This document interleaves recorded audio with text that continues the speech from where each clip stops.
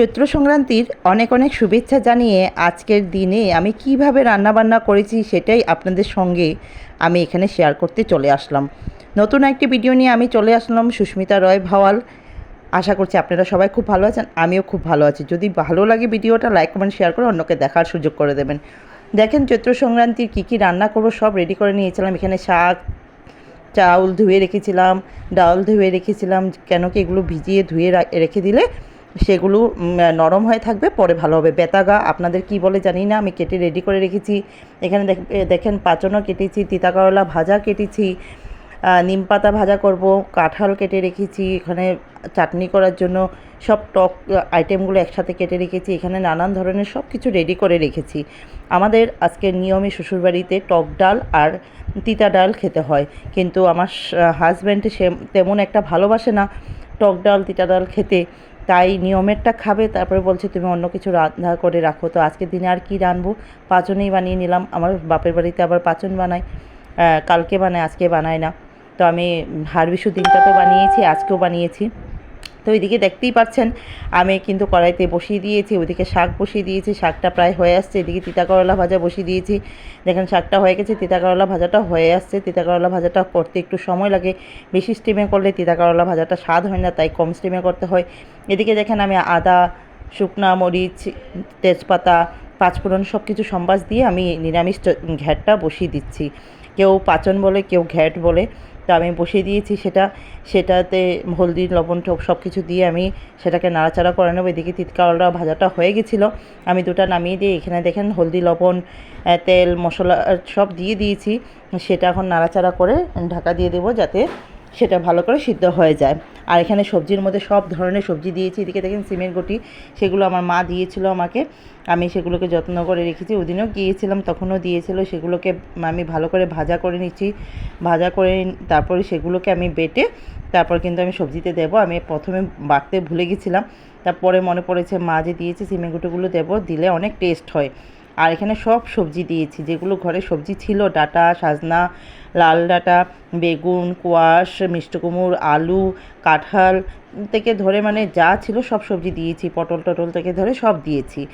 আর এদিকে আমি কিছু বলছিলামও, এদিকে দেখেন এই যে সিমের গুটিটাকে আমি কিন্তু এই যে পাটাতে মানে এরকম করে পিষে নিচ্ছি, পিষে তারপর আমি দিয়ে দেবো। কেন কি এটা আধা ভাঙা না হলে কিন্তু সেটা সিদ্ধ হবে না, তার জন্য আমি এটা করে দিয়ে দিলাম। দেখেন এখন এটাকে নাড়াচাড়া করে একটু সময়ের জন্য রেখে দেবো। আর এদিকে দেখেন আমি কাঁঠালটাকে একটু জলদি করার জন্য, মানে সময় হয়ে যাচ্ছে, জলদি করার জন্য আমি কি করেছি সেটাকে প্রেশারে একটা সিটি মেরে দিয়েছি সব মশলা দিয়ে। এদিকে কাঁঠালের জন্য দেখেন হলদি লবণ মরিচ গুঁড়ো দিয়ে আলুটাকে ভেজে নিচ্ছিলাম। আর এদিকে দেখেন আমার হয়ে গেছে নিরামিষ সবজিটা দেখতে কেমন হয়েছে। আর অনেক অল্প বেশি করে বানিয়েছিলাম, কেন কি আশেপাশে সবাইকে আমি একটু দিই, সবাই যেরকম আমাকে দেয় আমিও দিই। তো কেমন হয়েছে একটু জানাবেন। আর এদিকে দেখেন এই যে আমি কাঁঠালটাকে একটু মশলা মিক্স করে তারপরে কিন্তু বসিয়ে দিয়েছিলাম, মানে মাংস যেভাবে করে তেমনভাবেই বসিয়ে দিয়েছিলাম। এদিকে তেজপাতা দিয়ে সম্বাস দিয়েছি, শুকনা মরিচ, পাঁচফোড়ন আর আদা দিয়ে সম্বাস দিয়ে আর একটু এলাচি দারচিনি দিয়েছি সম্বাস দিয়ে। তারপর কিন্তু আমি এখানে দেখেন আলু টালু দিয়ে মশলা দিয়ে এটাকে খুব স্টিম কমিয়ে ভালো করে নাড়াচাড়া করে নিচ্ছি।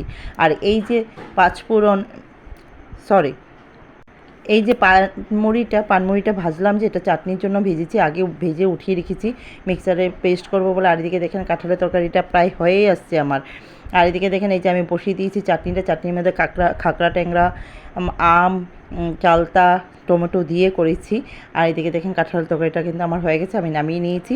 আর এখানে দেখেন ওই যে মশলাটা করেছিলাম, মশলাটার সঙ্গে একটু গরম জল মিশিয়ে আমি কিন্তু দিয়ে দিলাম চাটনিটাও নরম হয়ে আসছে। আর এখন গুড় চিনি দিয়েছি, আর একটু উতরানো আসলে আমি চাটনিটা করে নামিয়ে দেবো। বেশি একদম মাখা মাখা করবো না, আবার বেশি ঝোলাঝোলাও করবো না। এদিকে দেখেন ডাল বসিয়ে দিয়েছিলাম, যেহেতু তিতা ডাল আর টক ডাল করতে হবে। দেখেন আমি ডালটাকে সম্বাস দিয়ে এখানে তিতা দিয়ে দিচ্ছি, মানে কি বলে যেটা তিতকরলা ভেজে রেখেছিলাম, সেই তিতকরলাটা দেখেন এখানে আমি দিয়ে দিয়েছি। যে তিতকরলাটা ভাজাটা খুব টেস্ট হয়েছে, এরকম করে একদম ঘন ঘন করে বানিয়েছি। আর এদিকে দেখেন খাকড়া ট্যাঙ্গা, আম, চালটা দিয়ে আমি কিন্তু ডালটাকে সম্বাস দিয়ে দিচ্ছি। এটা হয়ে গেল টক ডাল।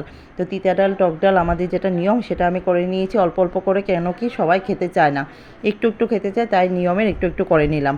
কেমন হয়েছে সবাই একটু বলবে, বললে খুব ভালো লাগবে। তারপর দেখেন এগুলো সব হওয়ার পরে আমি এদিকে বসিয়ে দিলাম ভাতটা লাস্টে, আর এদিকে আলু ভাজা। আলু ভাজা ছাড়া তো আমার ঘরে চলে না, আপনারা সবাই জানেন।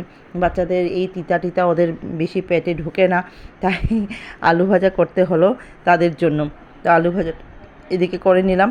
তো আলু ভাজা করার পরে দেখেন আমি কী কী আইটেমগুলো হয়েছে, তিতা করলা শাক, আলু ভাজা, এখানে হয়েছে পাচন, এখানে হয়েছে টক ডাল, তিতা ডাল, কাঁঠাল, সব কিছু মানে একটা একটা করে আমি দেখাচ্ছি। এদিকে দেখেন চাটনি হয়েছে, আর এদিকে বেতাগাও হয়েছিল, সিদ্ধ নিমপাতা ভাজা করেছিলাম, সেগুলো দেখানোর আর সময় হয়ে ওঠে নাই। তো দেখেন লাস্ট আমি কিভাবে রিপ্রেজেন্টেট করলাম আপনাদের।